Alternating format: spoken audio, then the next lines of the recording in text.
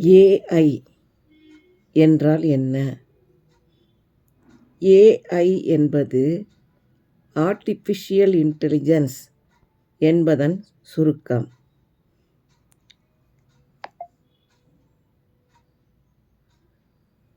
தமிழில் இதை செயற்கை நுண்ணறிவு அப்படின்னு சொல்கிறோம். இயற்கை நுண்ணறிவுனா என்ன? இப்போ நமக்கு இயற்கையிலேயே சிந்திக்கிற திறமை உண்டு. ஒரு நாயோ பூனையோ பார்த்தா அது நமக்கு தெரியும். அது எப்படி தெரிஞ்சது? நமக்கு அம்மா சொல்லி கொடுத்துருப்பாங்க, நாம் அதை பார்த்துருப்போம். அதை பற்றிய அறிவு நமக்கு உண்டாச்சு. இது செயற்கை நுண்ணறிவுனா கணினிகள் மற்றும் எந்திரங்களுக்கு இந்த மனிதர்களைப் போல சிந்திக்கிற திறனை உருவாக்குறது. இதை எப்படி உருவாக்குவாங்க? இப்போ நமக்கு ஒரு பாடம் படிக்கிறோம்னா நமக்கு ஆசிரியரோ இல்லை நம்மளோட பெற்றோரோ ஒரு இதை பற்றி நமக்கு சொல்லி கொடுப்பாங்க. ஒரு பொருளோ ஒரு கான்செப்டோ. அப்போ அந்த பொருளை நம்ம நேரில் படமாக பார்க்குறோம், இல்லைன்னா பொருளாக பார்க்குறோம். அது மூலமாக நம்ம தெரிஞ்சுக்கிறோம். இதே தான் நம்ம ஏஐக்கும் செய்கிறோம். அதாவது தகவல்களை கொடுக்குறோம்.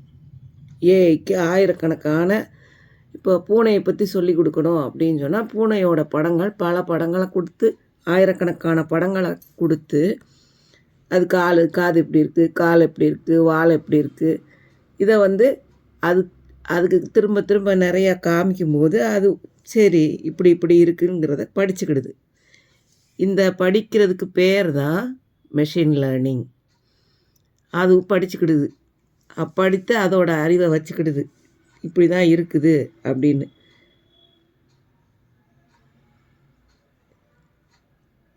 இப்போ நம்ம எங்கே நம்ம ஏஐ யூஸ் பண்ணுறோம் நம்மளோட வாழ்க்கையில் அப்படின்னு பார்த்தா, இப்போ யூடியூப்பு, நெட்ஃப்ளிக்ஸு இதெல்லாம் நம்ம பார்க்குறோம். பார்த்துட்ருக்கும்போது ஒரு வீடியோ பார்க்குறோம். அடுத்த வீடியோ நாம் கேட்காமலேயே நமக்கு சஜஸ்ட் பண்ணி வருது. அது எப்படி வருது? இதுதான் ஏஐயோட வேலை. கூகுள் மேப் போட்டு போகிறோம். டிராஃபிக்கை பற்றி நமக்கு விவரம் சொல்லுது. இங்கே டிராஃபிக் கம்மியாக இருக்குது, இந்த ரூட்டில் போங்க அப்படின்னு சொல்லி. இந்த மாதிரி வேலையெல்லாம் செய்கிறது தான் ஏஐ. இது என்ன செய்யுது? நம்ம பேசுகிறத புரிஞ்சுக்கிட்டு பாட்டு போடுது. அலெக்ஸா, சிரி இதிலலாம் பாட்டு கொடுக்குது. நம்ம அலாரம் வைக்கிறோம் பார்த்திங்களா? அது கூட ஒரு விதத்தில் ஏஐயோட வேலை தான். நம்ம கொடுத்த டைமை அது மெமரியில் வச்சுருந்து அது திரும்ப ரீகால் பண்ணி அந்த டைமுக்கு நமக்கு அலாரம் ஒர்க் ஆகுது.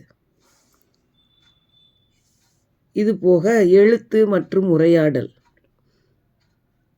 இது எப்படி உதவுது? Generative AI.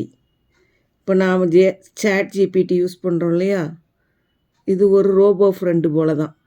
நம்மளோட பேசுது, கதை எழுதுது, வீட்டு பாடம் சொல்லித்தருது, ஹோம்ஒர்க்கில் டவுட் இருந்தால் கேட்டுக்கிறோம், கவிதை கேட்டால் எழுதி கொடுக்குது.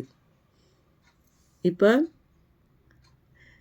இந்த மாதிரியெல்லாம் பண்ணுது. ஆனால் நம்ம இதில் எப்படி என்ன தான் அது செஞ்சு கொடுத்தாலும் நாம் தான் அது சூப்பர் பீயிங். இது நமக்கு மனசில் இருக்கணும். அதே போல் அதை ஹேண்டில் பண்ணுறதுலேயும் நம்ம எச்சரிக்கையாகவும் இருக்கணும். இது சொல்கிற தகவல் எப்போவுமே ரைட்டு தான் அப்படின்னு சொல்ல முடியாது. இது நம்ம என்ன தகவலை சேர்த்து வச்சுருக்கோமோ அதை வச்சு தான் அதோட நாலேஜ் இருக்கும். அதனால் ஏஐ சொல்லிடுச்சுன்னா கண்டிப்பாக கரெக்டு அப்படின்னு சொன்னால் சொல்ல முடியாது.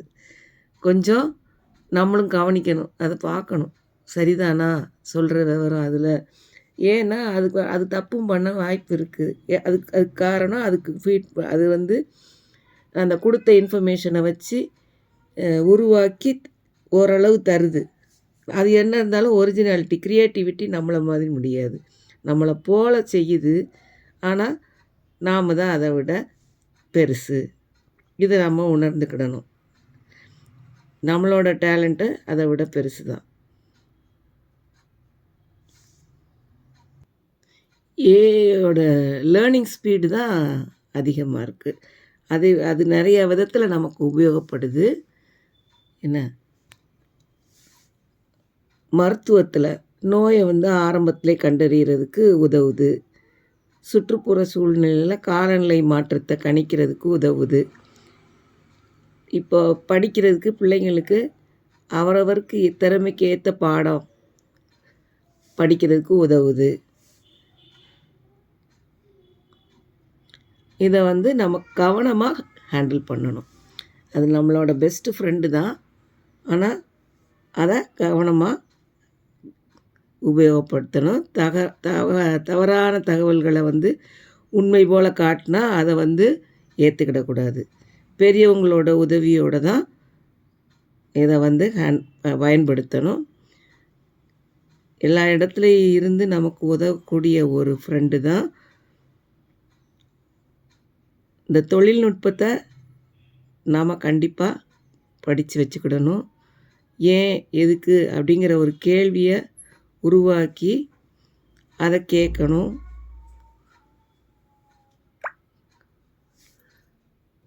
கேள்விக்கு நல்ல பதில் கொடுக்குது. அது சூப்பர் ஹீரோ தான். ஐயோ.